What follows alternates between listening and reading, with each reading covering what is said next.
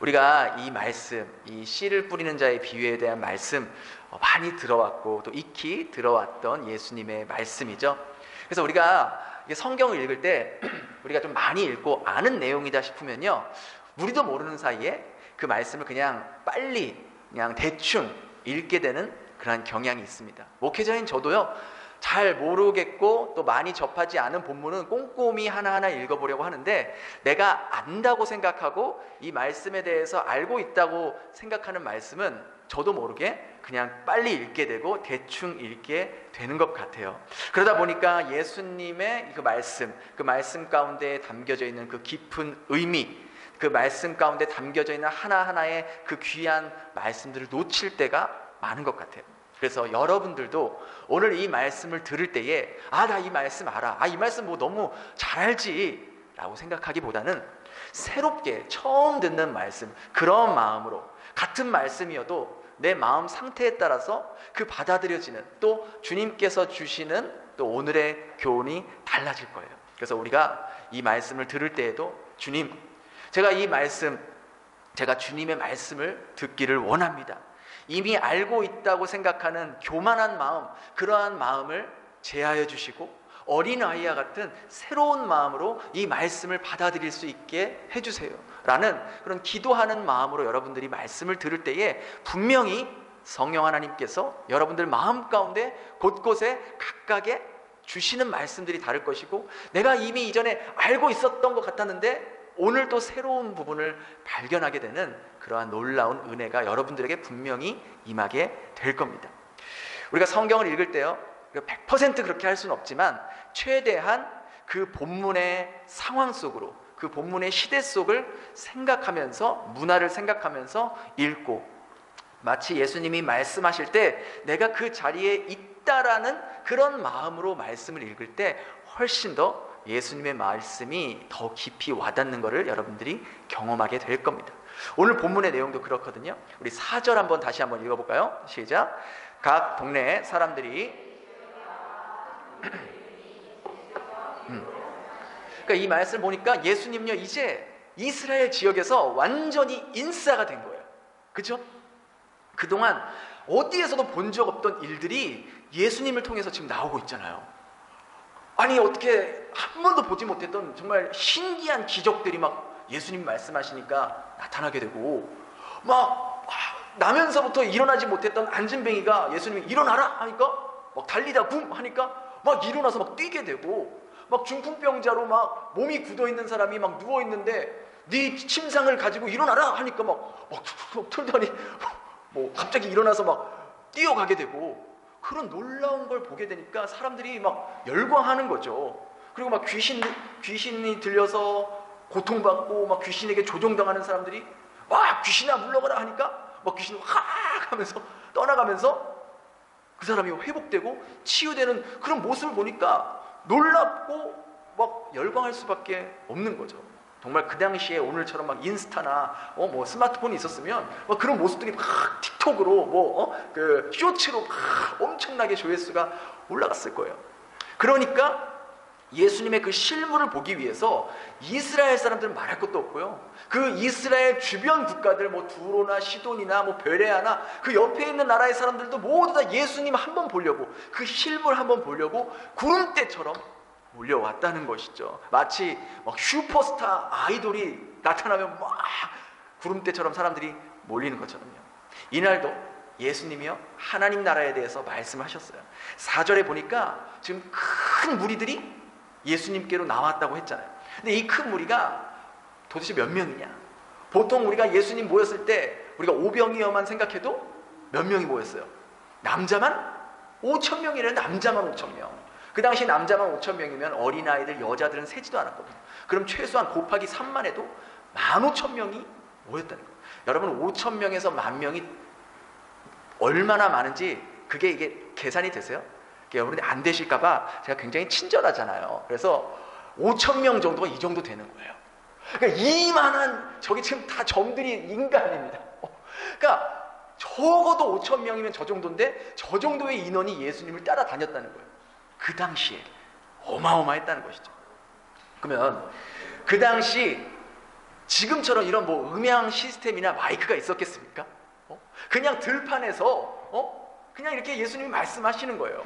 저는 좀 이제 이렇게 말씀을 생각하고 또 준비하면서 궁금하더라고요. 그 당시에 이런 마이크도 없고 스피커도 없는데 어떻게 뭐 예수님이 목소리가 무슨 뭐 막 성악가도 아니실 거고 어떻게 그 5천 명에서 10,000명, 20,000명 되는 사람들에게 말씀을 전했을 때 그게 들렸을까? 여러분 보세요. 저기서 저 뒤에서 한 사람만 막 쪼잘쪼잘만 돼도 그렇게 5,000명이 쪼잘쪼잘되면 얼마나 시끄럽겠어요. 학자들은 예수님이 그 당시에 어떤 지형들을 이용하셔서 이 목소리가 멀리 퍼질 수 있게끔 그렇게 말씀하셨다고 추측했는데, 그래도 저 많은 인파에서 예수님의 목소리를 놓치지 않고 들으려면 상당히 어려움이 있었겠다 생각해 보세요. 저 앞에서, 맨 앞에서 예수님이 얘기하는데 저 맨 뒤에 있는 사람에게 그게 들렸겠냐는 거예요. 마이크도 없고 음향 시스템도 없는 그런 상태에서. 그러니까 예수님 가까이 있는 사람은 아무래도 말씀을 더 잘 들었을 거고, 저 맨 뒤에 있는 사람은 무슨 말인지 안 들렸을 거예요. 아마 안 들렸을 거예요. 그래서 저는 여러분들도 말씀을 들으실 때 가능하면 이 교회에서도 앞자리에 앉으세요. 앞자리에. 그러면요, 나도 딴짓을 못하게 돼요. 뒤에, 여러분 솔직히 우리가 뒤쪽에 앉으시는 분들 많이 계시지만 뒤에 앉으면 어때요? 내 앞에 있는 사람이 막 꼼지락꼼지락 하는 거 다 보여요. 그래서 솔직히 잘 집중이 안 돼요. 대각선에서 막 졸고 있는 집사님 모습도 보이고 딴짓하는 집사님들 다 보인단 말이에요. 그럼 내가 앞에서 목회자가 말하고 있는 거를 놓치게 되는 거예요. 중요한 부분에. 괜히 뒤에 앉으면은 핸드폰도 더 만지작 거리게 되고 그렇다 딴 생각하게 되고. 근데 앞에 앉으면 제가 이렇게 불꽃 같은 눈동자로 여러분을 보고 있으니까 딴짓을 못해요. 그래서 여러분들도 가능하면은, 우리 아이들도 마찬가지잖아요. 학교에서 예습 복습 안 해도요, 애들이 앞자리에 앉아서 그 수업 시간에 선생님 말씀만 잘 들어도 70-80%는 가져가요. 근데 저 뒤에 있으면은 잘 집중 안 하게 되잖아요. 그래서 최대한 여러분들이 목회자의 눈을 맞추고 또 함께 말씀을 호흡할 때에 그 말씀이 훨씬 여러분들 마음 가운데 다가갈 줄 믿습니다. 어쨌든 이렇게 많은 인파가 지금 예수님 말씀을 들으려고 이렇게 모였으니까 우리 생각에는, 야, 진짜 예수님 인기 짱이다. 이제 예수님 시대가 왔구나 라고 생각할 수 있어요. 그러니까 예수님의 제자들이 그렇게 생각했다는 거예요. 왜냐? 예수님의 제자들은 딱 예수님 옆에서 딱 이렇게 서 있을 거 아니에요. 예수님 뒤에서 서 있거나 딱 제일 가까운 데서. 그러니까 막 생각하는 거죠. 예수님이 이렇게 딱 나타나니까 이렇게 많은 사람들이 오는데, 야, 진짜 예수님 인기 짱이다. 내가 예수님 따르길 잘했다. 내가 잘 선택했어. 내가 줄을 잘 선 것 같아. 야, 소름 돋는다. 사람 모인 것 봐. 막 그러면서 예수님이 인기가 많아지니까 마치 자기가 인기 많아진 것처럼 자기들도, 이 제자들도 덩달아 어깨에 뽕이 올라가는 거예요. 야, 내가 이렇게 많은 사람들 중에 예수님께 직접 선택받은 제자야. 내가 수제자야. 내가 오른팔이야. 아마 분명히 표현 안 해도 그런 마음이 분명히 있었을 거예요. 근데 이렇게 많은 청중들과 무리들이 많이 모인 모습을 보면서 마냥 기뻐하지만은 않은 사람이 있었는데, 바로 그 사람이 누구일까요? 바로 다름 아닌 예수님이었다는 거예요. 왜? 예수님은요, 이 모든 사람의 마음을 알고 계시잖아요. 그러니까 이렇게 수많은 사람들이 왜 자기에게 몰려왔는지, 왜 나를 찾아왔는지 예수님은 누구보다 잘 알고 계셨다는 거예요. 자기에게 나오는 이 수만의 무리들이 당신이 하신 그 말씀을 가슴에 새기기 위해서, 정말 그 말씀대로 살기 위해서 나온 것이 아니라 예수께서 행하신 여러 가지 기적들과 병고침과 뭐 이러한 축기들과 이러한 놀라운 것들에 더 관심을 보여서 예수님께 나왔다는 것이죠. 아마 이런 마음을 갖고 있었을 거예요. 이야, 이분이 우리 이스라엘의 왕이 되면 이제 우리는 로마의 압제에서, 이 로마의 식민지에서 드디어 벗어날 수 있겠구나. 이 예수가 우리의 왕이 되면 먹고 사는 문제, 복지 문제, 애들 학비 문제, 미래에 대한 보장, 노후 자금, 은퇴연금, 의료 혜택 걱정 없이 받을 수 있겠구나. 왜? 아니, 배고프면 예수님께 찾아가서 빵 만들어주세요 하면 빵 만들어줄 거고, 아프면 예수님 찾아가서 예수님 저 아파요 낫게 해주세요 하면 나을 거 아니에요. 그러니까 그 당시 많은 무리들이 이런 이유로 예수님을 찾아왔다는 거예요. 그런데 사실 이런 모습은요, 2000년이 지난 오늘날 교회에도 동일하게 그 모습이 반복되고 있는 거예요. 예수님이 말씀하신 하나님 나라와 그 하나님 나라의 원칙과 원리, 천국 백성의 모습에는 사실 별 관심이 없고, 그 당시에 많은 무리들이 예수님을 찾아왔던 것처럼 예수 믿으면 내 삶이 나아지고, 예수 믿으면 내 병이 나아지고, 예수 믿으면 먹고 사는 문제에 대해서 조금 더 해결되고, 예수 믿고 내가 원하는 것을 얻게 되고, 예수 믿고 내 남편, 내 자녀, 내 인생의 모습이 내가 바라는 대로 그렇게 되어지는, 대부분 여기에만 포커스를 맞춰서 신앙생활을 하는 사람들이 많다는 거죠. 그래서 예수님은요, 그 당시에도 그렇고 오늘날에도 마찬가지로 하나님 나라에 대해서 말씀하시지만 오늘과 같이 비유로 말씀하실 때가 많은 거예요. 예수님께서 비유로 말씀하실 땐 두 가지 이유가 있어요. 하나는 어떤 설명하기 어려운 추상적인 개념을 우리들이 쉽게 빠르게 이해할 수 있도록 비유로 말씀하시는 거죠. 하나님 나라는 이와 같다 하면서 그 당시 일상의 생활의 모습을 보여주면서 하나님 나라는 이와 같다라고 쉽게 받아들일 수 있도록 비유로 말씀하시는 거죠. 근데 또 하나는 오늘 비유처럼 사람들이 잘 알아듣지 못하도록 하려는 그런 의도에서 비유로 말씀하시는 경우도 있다는 거예요. 왜 그럴까? 그 이유는 그 말씀을 깊이 관찰하고 관심을 갖고 곰곰이 생각하는 사람만이 그 말씀의 깊은 뜻을 알게 하기 위함이라는 거죠. 그래서 아무나 그것을 듣고 알아듣지 못하도록 하려고 예수님은 비유로 말씀하셨다는 거예요. 그래서 오늘 말씀에도 뭐라 그래요? 들을 귀 있는 자는 들을 것이다 라고 말씀하시는 거예요. 그러니까 듣는다고 다 똑같이 이해하고 다 받아들이는 게 아니라는 것을 예수님은 말씀하시는 거죠. 오늘 예수님께서요, 이 씨 뿌리는 자의 비유를 말씀하셨어요. 11절에 보니까 씨는 뭐래요? 씨는 하나님의 말씀이래요. 여러분, 하나님의 말씀은 우리의 삶을 변화시키는 능력이 있습니다.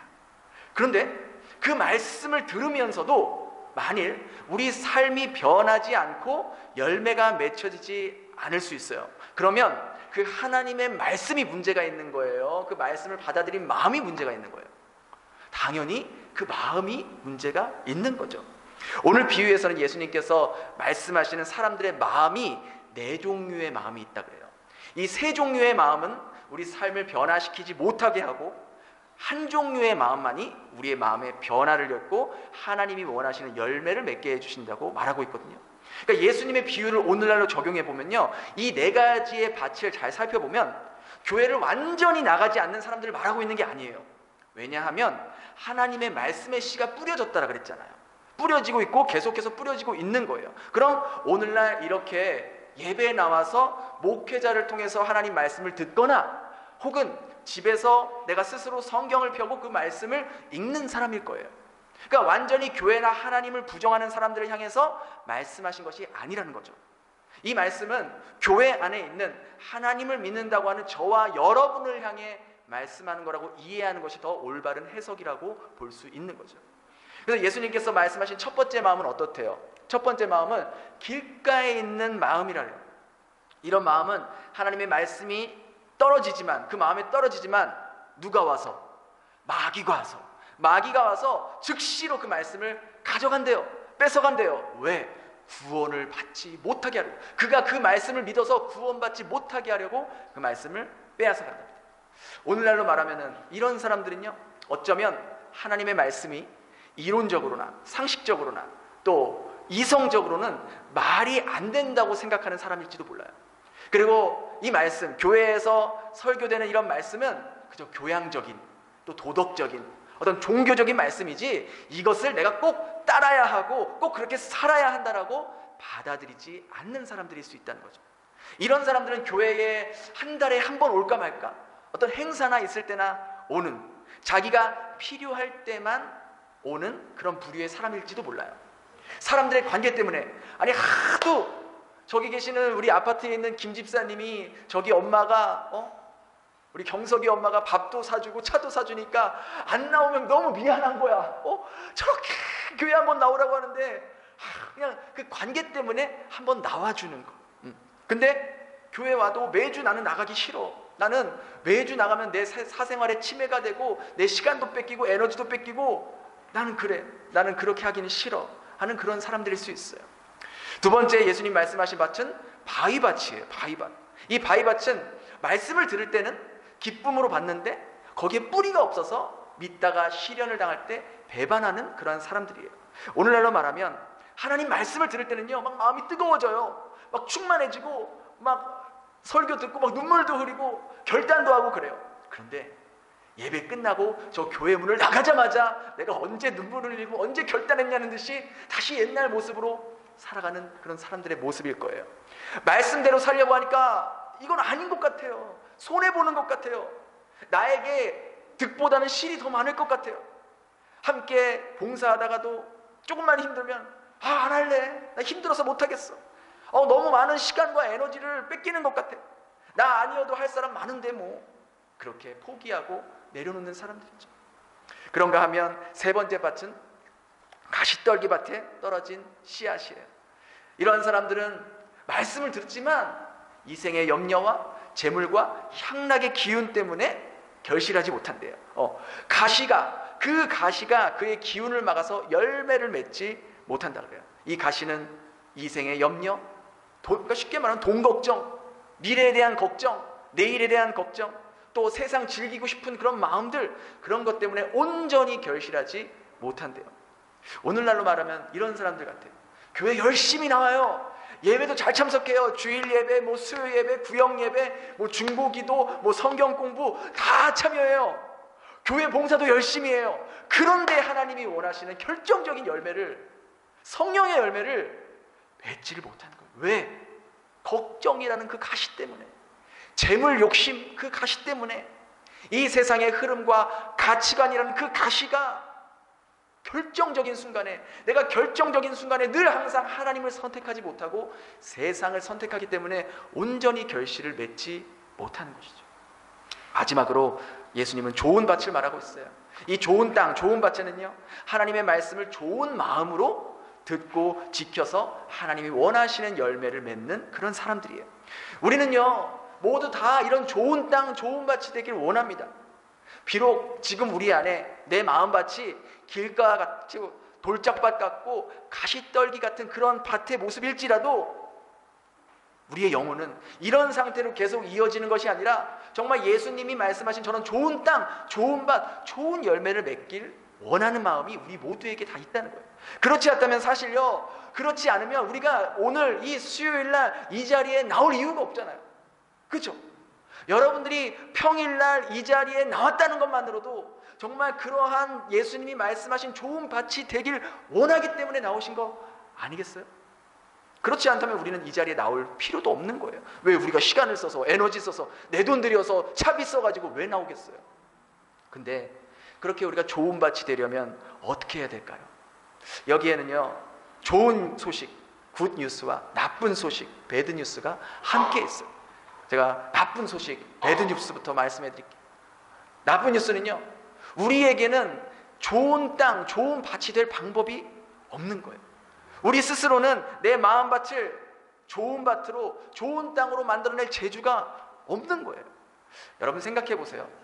시간이 지난다고, 오랜 시간이 지난다고 원래 그 돌짝밭이, 가시밭이, 길가밭이 저절로 기름 좋은 밭이 됩니까? 막 변해요? 아무리 10년, 20년, 100년이 지나도 돌짝밭이 100년 지나면 막 기름진 밭이 돼요? 안 되는 거예요. 이 말은 우리가 지금과 같은 마음으로 평생 죽을 때까지 여러분들이 교회에 나오고 매일매일 교회에 왔다 갔다 해도 돌짝 같은 내 마음이, 가시떨기 같은 내 마음이 저절로 시간이 지난다고 열매 맺는 기름진 땅으로 바뀌지 않는다는 거예요. 여러분, 땅의 질이 바뀌기 위해서는 어떻게 해야 돼요? 땅을 갈아엎어야 돼요. 근데 그 땅이 스스로 막 갈아엎어져요? 막 시간이 지나면 땅속, 막 깊은 땅속에 있는 흙들이 나 너무 덥고 답답하고 힘드니까 나 좀 위로 좀 올라갈래. 밑에 있는 흙들이 막 그렇게 저절로 막 올라오고 위에 있는 흙들이 막 밑으로 내려가요? 그럴 일은 절대로 없다는 거예요. 누군가가 그 땅을 갈아엎어줘야지 그 땅이 엎어질 수 있는 거예요. 무슨 말이에요? 땅 스스로는 절대로 갈아엎어질 수가 없다는 거예요. 농부가 그 땅을 갈아엎어줘야지만이 그 갈아엎는 그 과정 속에서 땅 속에 있던 돌뿌리도 뽑아낼 수 있고 가시뿌리도 뽑아낼 수 있는 거예요. 그래야 열매 맺는 땅이 되는 거죠. 근데 여기에 굿뉴스가 있다는 거예요. 그 굿뉴스가 뭡니까? 땅이 스스로 갈아엎어질 수 없는 것처럼 내 마음밭 역시 나 스스로는 좋은 밭을 만들 능력도 재주도 없지만 바로 우리의 마음밭을 이 좋은 밭으로 만들어줄 수 있는 분이 계시다는 거예요. 그분이 누구예요? 바로 우리 예수님이라는 거예요. 예수님께서 친히 우리 마음밭에 농부가 되어 주신다는 거예요. 예수님께서 우리 마음밭에 오셔서 쓸모없는 땅, 정말 열매를 맺혀도 먹을 수 없고 정말 그렇게 시들어버린 썩을 수밖에 없는 그런 형편없는 우리의 땅, 우리 마음밭을 가장 좋은 밭으로, 가장 싱싱한 열매를 내고 하나님이 원하시는 그런 열매가 주렁주렁 맺혀질 수 있는 그런 밭으로 만들어 주신다는 거예요. 언제? 우리가 그 농부 대신 그 예수님께 간절히 구하기만 하면, 그분께 진심으로 요청하기만 하면 내 마음밭에 박혀있던 의심의 그 돌멩이들, 불평, 불만의 돌덩이들, 그걸 모두 다 뽑아내 주실 것이고, 내 마음의 걱정과 돈 걱정, 세상 근심, 세상 염려, 그런 걸로 가득 차 있는 그 가시들을요 다 뽑아주시고 잘라주시고 불태워 버리신다는 거예요. 우리의 마음밭을 그래서 갈아엎어 주시고 완전히 새로운 마음밭으로 만들어 주신다는 거예요. 여러분, 땅을 갈아엎으면 엎을수록요 그 땅 속에 있는 영양분들이 더 많이 생겨서요 싱싱하고 몸에 좋고 영양가 있는 열매가 나오는 것처럼 우리의 마음밭이 예수님의 손에 의해서, 예수님의 그 말씀에 의해서 만져지고 더 깊은 곳까지, 정말 더 깊숙이 감춰져 있는 그 죄의 뿌리까지 뽑아내 주시면 더 그렇게 될수록 우리 깊숙한 마음밭에 하나님의 말씀이라는 씨앗이 심겨져서 더 깊은 곳에 뿌리를 내게 되고 잎이 나고 싹이 터서 하나님이 원하시는 열매를 맺게 된다는 거예요. 그래서 우리에게 소망이 있는 거예요. 내 힘과 내 능력으로는 할 수 없지만 우리의 농부 되시는 그 예수님께서 친히 내 마음을 갈아엎어 주신다는 거예요. 그리고 또 한 가지 중요한 것은요, 우리 예수님께서요 우리의 마음밭을 그렇게 갈아엎어 주셨다고 거기서 우리가 끝났다고 생각하면 안 돼요. 누가복음 8장 15절에 보면은요 뭐라고 나와 있어요? 우리 빨간 색깔만 한번 읽어볼까요? 시작. 지키어 인내로 결실하는 자다. 말씀을 듣고 끝나버리는 게 아니에요. 어떻게 해야 된대요? 지켜야 된대요. 또 인내해야만이 열매를 맺을 수 있다는 거예요. 이 말은 한번 예수님께서 우리의 마음밭을 갈아엎으셨다고 해서 그냥 계속 놔둬도 좋은 밭이 된다는 게 아니에요. 아무리 잘 갈아엎은 밭이라고 해도 꾸준히 관리하지 않으면, 꾸준히 좋은 밭 상태로 지키지 않으면 언제든지 그 밭에 돌뿌리, 가시떨기, 각종 잡초들, 들짐승들이 마구마구 와서 그 밭을 망쳐놓을 수 있다는 거예요. 다시 황폐화될 수 있다는 거예요. 그래서 우린 날마다 우리의 마음밭을 기경해야 된다는 거예요. 날마다 갈아엎어야 된다는 거예요. 우리 스스로 우리 마음밭을 기경할 수 없으니 예수님께서 우리 마음밭을 갈아엎게 해달라고 우리가 요청해야 되는 거예요. 예수님, 제 마음에 오셔서 제 마음에 박혀있는 쓴뿌리, 이 의심의 뿌리들, 의심의 돌덩이들, 걱정이라는 이 가시뿌리들, 이런 것들을 날마다 말씀의 곡괭이로, 말씀의 쟁기로 갈아엎어주세요. 주님의 말씀이 들어올 때 주님이 원하시는 열매 맺는 그러한 땅이 될 수 있도록 오늘도 주님 제 마음밭을 갈아엎어주세요. 우리가 그렇게 진심으로 간구하고 또 요청할 때, 그렇게 기경되기를 바라는 마음으로 주님의 말씀을 매일매일 대할 때 반드시 주님은 우리 마음에 있는, 우리 마음 깊숙이 있는 그 쓴뿌리들을, 그 미움의 뿌리들을, 질투의 뿌리들을, 걱정의 뿌리들을, 욕심의 뿌리들을 뽑아내 주시고 잘라내 주시고 불태워 주시고 주님이 원하시는 마음밭으로 매일매일 가꾸며 지켜나갈 수 있게 된다는 거예요. 그래서 여러분요, 함께 우리가 신앙생활하는 성도님들 보면서 그 성도가 믿음의 열매가 참 더뎌 보이고, 저 집사님은 왜 이렇게 의심이 많을까? 저 집사님은 저렇게 교회를 오래 다녔는데도 왜 저럴까? 그런 마음 안 가지셔도 돼요. 걱정하지 마세요. 그런 마음 갖고 있다고, 그런 모습 보이고 있다고 비난하지 마세요. 아니, 저 정도 신앙생활하면 좀 이제는 봉사도 좀 해야 되지 않아? 그렇게 생각하지 마세요. 왜 저렇게밖에 선택하지 못할까? 라고 마음속으로 비판하지 마세요. 그런 분들도요, 예수님이 그분 마음 가운데 역사하셔서 그 마음을 한 번만 갈아엎어 주시고 기경해 주시면 그 마음 밭에서 그동안 발견하지 못했던 영혼의 진주들, 영혼의 다이아몬드를 발견하게 된다는 거예요.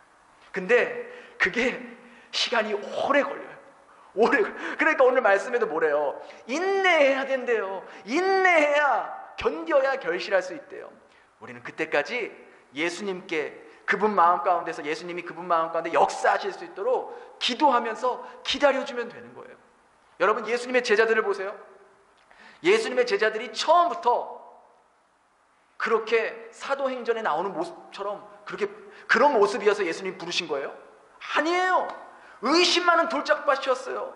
너도 나도 예수님이 왕이 되면 예수님, 제가 예수님 오른편에 서겠습니다, 왼편에 서겠습니다, 그렇게 권력욕이 있었던 사람들이에요. 사마리아 사람들이 예수님 영접하지 않는다고 예수님 쟤네들 다 불태워 죽여버리세요, 그럼 망언을 했던 사람들이에요. 여기 있는 사람들 다 예수님 배반해도 저는 예수님 배반하지 않습니다. 그 베드로가 제일 먼저 배반했어요. 3번이나. 그랬던 사람들이 어떻게 이렇게 사도행전에 나오는 놀라운 사도들의 모습이 됐냐? 그들 스스로가 성찰해서 득도해서 그렇게 된 거예요? 아니잖아요. 오순절날 성령께서 그들의 마음 가운데 강력하게 역사하셔서 그들의 마음 가운데 의심의 뿌리들, 두려움의 뿌리들을 다 갈아엎으시고 모두 다 태워서 완전히 새로운 성령의 사람으로 만들어 주셨기 때문에 그렇게 변하게 된 거예요. 그래서 우리에게 소망이 있다는 거예요. 여러분, 우리가 솔직히 다니엘과 같이 바울과 같은 그런 완벽해 보이는 사람들만 예수님 불렀다면 우리는 예수님을 따를 수가 없을 거예요. 난 저렇게 못 살아.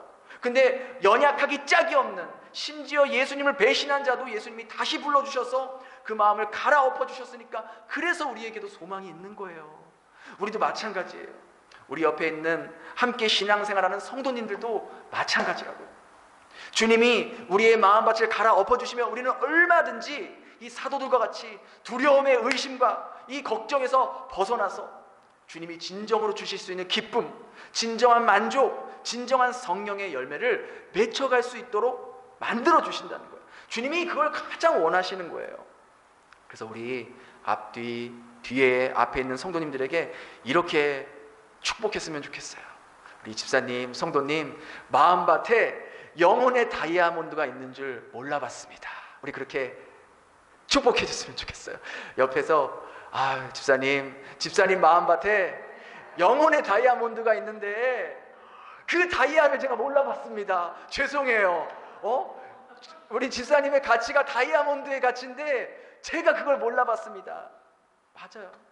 우리 마음 가운데, 우리 옆에 계신 성도님들 마음 가운데 아직 발견하지 못한 그 영혼의 다이아, 영혼의 진주가 있다는 거예요. 우리 예수님께서 기경해 주시고 갈아엎어 주신다면 오늘 말씀과 같이 주님께서 원하시고 바라시는 그런 성령의 열매들이 맺혀질 줄 믿습니다. 우리 이 시간요, 그렇게 간절하게 우리의 마음을 주님께 맡겨드리며 황폐한 우리 마음밭을 이 시간 기경해 달라고, 주의 말씀이, 주의 성령이 영혼의 곡괭이가 되고 영혼의 쟁기가 되어서 우리 안에 있는 돌짝밭들, 의심의 돌짝밭, 걱정의 돌짝밭들이 옥토가 될 수 있게 해달라고 우리 그렇게 찬양하면서 함께 기도하는 시간 가졌으면 좋겠습니다.